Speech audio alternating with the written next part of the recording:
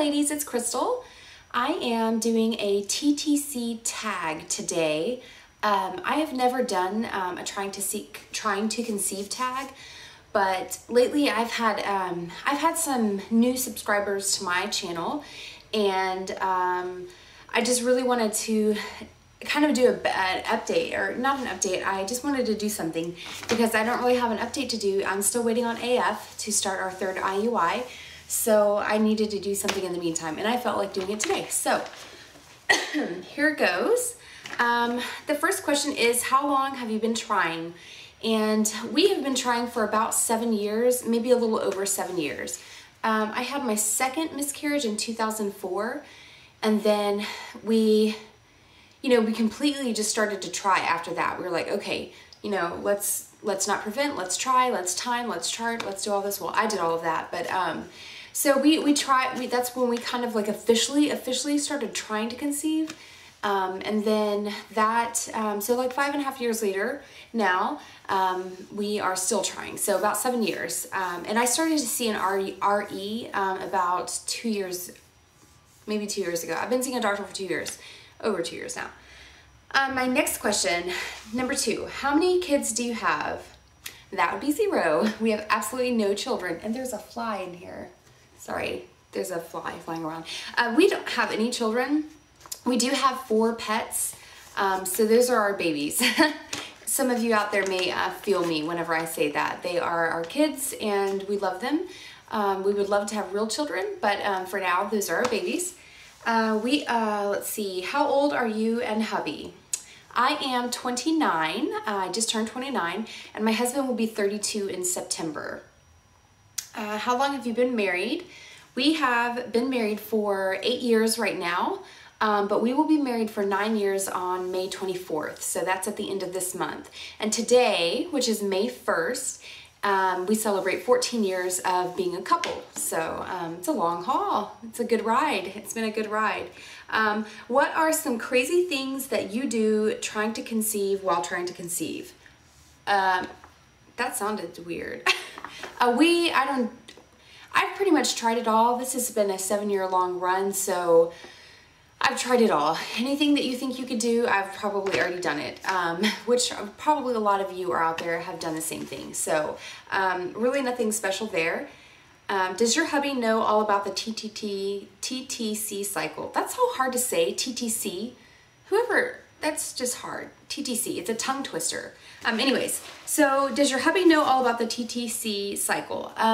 Yes, he does, usually. I don't like bombard him with like every single detail. I don't try to question him about a lot of stuff. So I keep him informed though. He knows that we're doing it every month, and he knows kind of whereabout I am, kind of knows when I'm going to start my period. So, but yeah, I try not to talk about it unless we absolutely have to. That way it doesn't become a subject of like something that, we talk about every single day, because it's just not a good way to be. Not for me anyway. I'm too obsessive. Have you been diagnosed with any kind of infertility? And that answer is yes. I am infertile, and I have been diagnosed with stage 4 endometriosis. So yeah, that's pretty fucked up. I'm sorry. That's pretty crappy. Infertility is the reason why I'm still trying to conceive. What keeps you busy in the 2-week wait? And that would be absolutely nothing. I absolutely hate the 2-week wait, and I start off really well that first week, and then the second week, I am a nutcase. Emotionally, I don't like it. I hate the feelings of not knowing, wondering. I really don't like it. So, I have nothing else to say about that question. 2-week wait sucks, and there's nothing that I can do other than like getting online and blogging about my frustrations, and reading other people's blogs really kind of keeps me hopeful. So I guess you could say I do that. And I try to be a little artsy. Sometimes I paint, sometimes I dabble and draw a little bit. But yeah, that's about it. What day do you usually ovulate?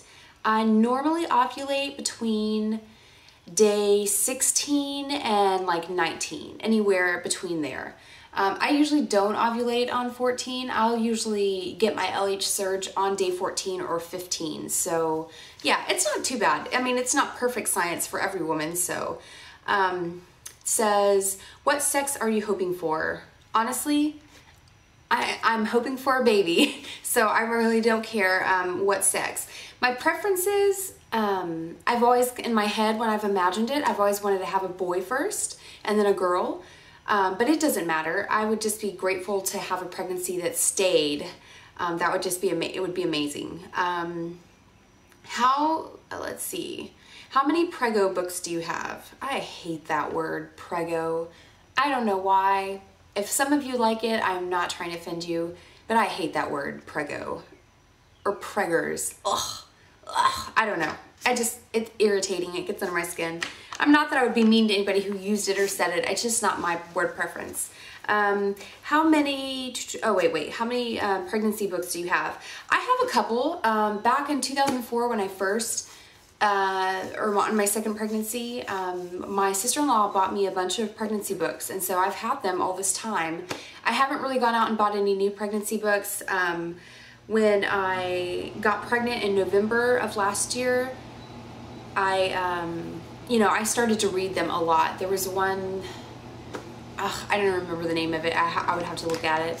But there was one that I really liked. It went by like each week, the good and the bad. It wasn't, I don't know, it was really informative. And the funny thing is whenever I was pregnant last time in November, every time I picked up that book and I was reading through it, I only got to like weeks 8 and 9. I would never allow myself to read past it because I didn't want to get my hopes up, just because with my record of miscarrying, I think there's subconsciously, as happy as I was to be pregnant and I was just so over the moon, I would not allow myself to read past those few weeks there. So yeah, that's really weird. And so I didn't make it past that. I miscarried at 10 weeks. So hopefully one day I will get to read further into those books. As of right now, I just kind of haven't. I haven't wanted to read anything about it until it happens and we know it's for sure. How many home pregnancy tests do you go through in a cycle? I only take home pregnancy tests whenever I'm doing like a treatment cycle. And usually only like one, maybe two.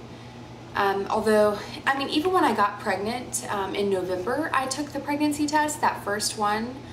And then that was the only one that I took that day. And then I waited the next day and I took another one and the line was a little bit darker. And that was it. I didn't take any more pregnancy tests. I was so happy. I knew I was pregnant. I was like, hey, I'm good. So I didn't I didn't let myself kind of get obsessive about that. And so if like this past cycle in April, we didn't do anything because my left side probably was the one to produce eggs. So we didn't even want to go there. And I haven't even tested this cycle. I don't even think I'm pregnant. I haven't even worried about whether or not I'm pregnant this month, just because it's like, I know it's not gonna happen. So, but this month in May, as soon as I start my period, I'm gonna go to the doctor and I'll get my medication and I'll start taking the letrozole. And then probably in the middle of May, I'll go in for like a mid-cycle scan to check my follicles. And I totally got off track with where I was going. So this month, so since we're gonna be doing all this stuff, I will probably test like, I don't know, I'll test. I know I'll use more pregnancy tests this month because we're actually doing something. And let me tell you, for those 5 years that I was trying from 2004 to now, that was more than the 7 years, I guess you could say, that we've been trying. I very rarely ever peed on pregnancy tests. I just knew every month that I wasn't pregnant and I wasn't gonna go waste my money. And even at that, when I do get pregnancy tests, I buy the cheapies. I don't, unless like I got the pregnancy test and I wanted to like check, and do the digital or something like that. But normally I just do the cheapies because there's no sense in wasting your money and your emotions. So anyway, sorry I'm getting off track here. Let's see. How many, okay, what have you bought for the baby pregnancy already? Nothing. Every time, when I got pregnant in November, or I'm sorry, I keep saying November. I had the miscarriage in November. I actually got pregnant in September. I don't know why I keep saying that. I think it was just so traumatic for me that it's ingrained in my head. So I don't buy anything, and I won't buy anything. It is too emotional for me to do that, to get my hopes up that much with as much as we've been through and as long as we've been trying. When I got pregnant in September, my sister-in-law gave me a baby blanket that she had been making, had been working on for a while, since she knew officially that we were trying to conceive, because we didn't tell our families for a while that we were, until we were like seeing doctors. So she had started making me a blanket, which I still have it. I have it tucked away in my closet. I have a crib in my junk room, which we call a junk room because it's like a storage room, but it's all crammed in there. And then I have a like fetal Doppler, which my sister-in-law also gave me when I was pregnant. And every single time she gave me something, no lie, the day after she gave me the blanket, which is so cute, I had the sonogram that said I was, we had a heartbeat of only 65 beats per minute. So of course I was devastated. And then a couple weeks later, she gave me the Doppler, and then that next day I went in for my sonogram and found out that we had lost the baby, or the baby had died. So and everybody in my family knows this, don't give me anything. Don't give me anything. And so I don't buy anything either. I will be so glad for one day when I can. I'll be so excited. And some people may not agree with how I choose to do that, but again, it's emotionally very hard, especially after you've suffered losses. I mean, then you have to look at those things sitting there and wonder, am I ever gonna use that? So that's the answer to that. Let's see. What themes, designs do you like for a nursery? I don't really know. I mean, I kind of have thought of things in my head, of course, like everybody. I have a pen board on Pinterest that I have for my someday baby. So, you know, and I've got some stuff in there. I don't know. When the time comes, we'll decide what it's going to be. I want it to be cute. I want it to be simple. I don't want it to be, you know, like something... I don't want like the generic, like Winnie the Pooh, or... I don't know, the Precious Moment. I don't want any of that. I just want, you know, soft colors, maybe, you know, animals, that kind of thing. I don't know. I haven't really put that much thought into it, although it would be so much fun to decorate a nursery. We have a bedroom, a room waiting. That's our junk room. So if I do get pregnant, last time when I got pregnant, Josh told me, he was like, well, if you make it to 4 months, we'll clean out the junk room. But I didn't make it that far, so we never did. Let's see here. Do you plan to do pregnancy vlogs when you get pregnant? I haven't really thought about it. It's a possibility. If I did, I don't know that I would do weekly vlogs, maybe monthly. I don't really know. I don't know if I would do that at all. I think it's cool, and I enjoy watching the other ladies put theirs up, but I don't know if I would do it. I don't know, maybe.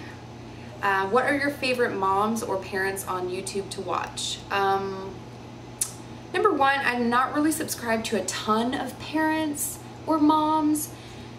I don't know, maybe I am, but I don't seek out to follow people's parenting blogs or vlogs, not just yet. I am infertile, so it's kind of difficult sometimes to be seeing that all the time. Not that I would be mad at those people for sharing all of their awesomeness, but I know myself and I know how I feel when I get depressed and stuff like that, and so I know that it's best if I don't really friend stuff like that just yet. You know, if I do get a pregnancy that sticks and I make it past 4 months and we think we're on the road, then yeah, you know, I might start to kind of venture into that realm of things and seek stuff out. But right now it's a little too painful to watch other people's happiness with their kids. And I mean, I'm happy for everybody else, but I just, like I said, I know that it's kind of hard on me, and I don't want to log into my YouTube channel every day and see that and then be down about it. And I know that there are ladies out there who understand exactly what I'm saying, and I know there are probably some ladies out there who may not get that aspect of it. Let's see. What do you want your how do you want your labor or birth plan to go? I would say that I do prefer to have more of a natural birth. I would love to have a natural birth and experience it. It may be, if I do get pregnant, it may be the only child I ever have. And so, you know, I want more of a personal experience with giving birth. Not to say that if I freaked out last minute or decided midway through pregnancy that I just couldn't do it that way, I wanted to do it in a hospital. Whatever, you're having a baby, get it out. I mean, I know, and I understand the feelings of being so detailed about your birth plan and stuff like that. And I probably would be more detailed and more obsessive about it if I were pregnant. But right now, I'm just gonna say that, yeah, I definitely would love to do more of a natural birth. Cesarean, F that shit. I don't even want that to happen. I don't want to have to do that. So if I do get pregnant, I'm gonna try to take care of myself healthy, exercise, and that way my body can go through labor without severe harm to my body. So yeah, but yeah, so yeah, I would love to have a natural birth, and I have so much respect for any woman that gives birth to a child, whether it be cesarean or vaginal birth. Any woman who carries a child for 9 months and births it into this world, I have the utmost respect for you. So, so that's my TTC tag.